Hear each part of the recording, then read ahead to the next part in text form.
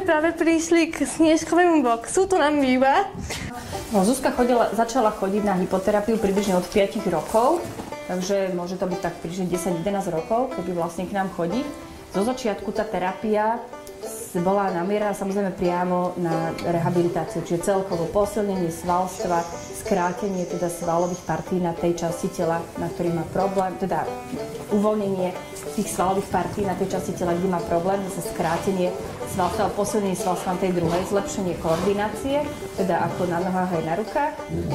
No a potom postupne vlastne sa Zuzka učila cvičiť stále náročnejšie a náročnejšie cviky, čiže prešla vlastne k paravoltíži, kde sa zlepšila jednak koordinácia pohybu, jednak výdrž, čiže celkovo fyzická kondícia.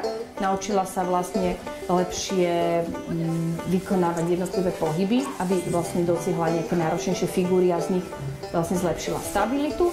A potom postupne vlastne prešla až k samostatnému jazdeniu. Samozrejme, nie je to záležitosť nejakého pol roka alebo niekoľkých mesiacov, ale fakt, že niekoľkých rokov. No a teraz vlastne Zuzka sa začína venovať skôr paradrezúre alebo športovému jazdeniu v disciplínach nejaký trail alebo slalom, kde vlastne sa vedie k samostatnosti, viacej odhadnúť to, čo vlastne ponúka kôň, že musí vlastne obmedziť trebárs jeho rýchlosť, alebo na druhú stranu musí vyžadovať od neho, aby šiel rýchlejšie, aby zatočil, kedy potrebuje. A pritom samozrejme musí dodržiavať ten správny set a vlastne udržiavať rovnováhu na koni. Hovorí sa, že kone sú nemé, ale podľa mňa teda nemé až tak nie sú. Oni sú výnimočné.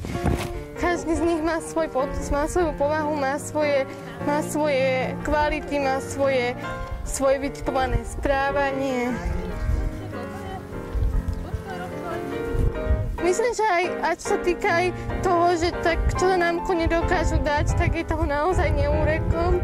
Keď sa na tom nad tým zamyslí hoci aj like, tak určite príde na to, že kôň je priateľský, dokáže vlastne byť aj takým akože ochrancom, dokáže vlastne vrátiť tú silu človeku, či už človek je vlastne psychicky alebo fyzicky na tom akokoľvek na dne, nedarí sa mu v živote, tak proste kôň mu všetku tú silu vráci a ku koňom treba pristupovať s láskou a nehou, jednoducho, oni to všetko vrátia.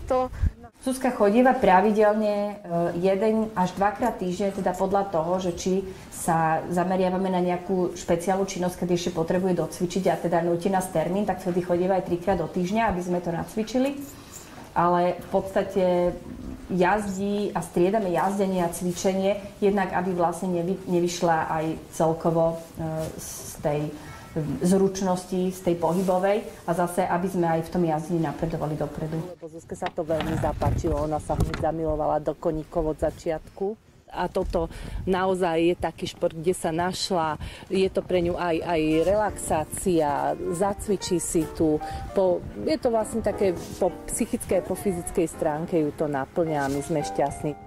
Postupne časom sa naučila koníka vlastne za určitej asistencie alebo pod ohľadom dať mu ohlávku, vlastne pripnúť mu vodítko, vyvieť si ho von z maštale, samostatne si ho očistiť.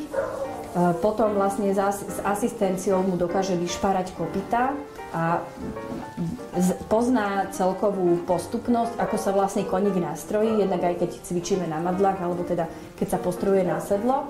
A väčšinu vecí za ideálneho stavu, teda keď sa koník nejako neošíva, že na ňom nesedia muchy, že je to kľudný koník, tak vlastne dokáže ho sama nastrojiť.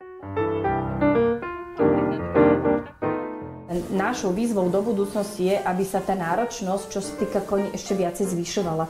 Teda, aby to nemusel byť už len taký vlastne koník kvázi na kľúčik, ale aby dokázala zvládnuť nejakú menšiu neposlušnosť koňa. Takže keď sa napríklad koň splaší alebo uskočí, že nechce jej hneď zastaviť alebo nechce sa hneď rozbehnúť. No a samozrejme, myslím si, že má na to, aby dokázala samostatne cválať. Čiže vlastne našim takým dlhodobým cieľom je to, aby vlastne dokázala koňa ovládať teda v tých všetkých 3 chodoch, krok plus sval samostatne. No a samozrejme k tomu, keď sa pridajú vychádzky do prírody, myslím, že to bude z toho veľmi šťastná.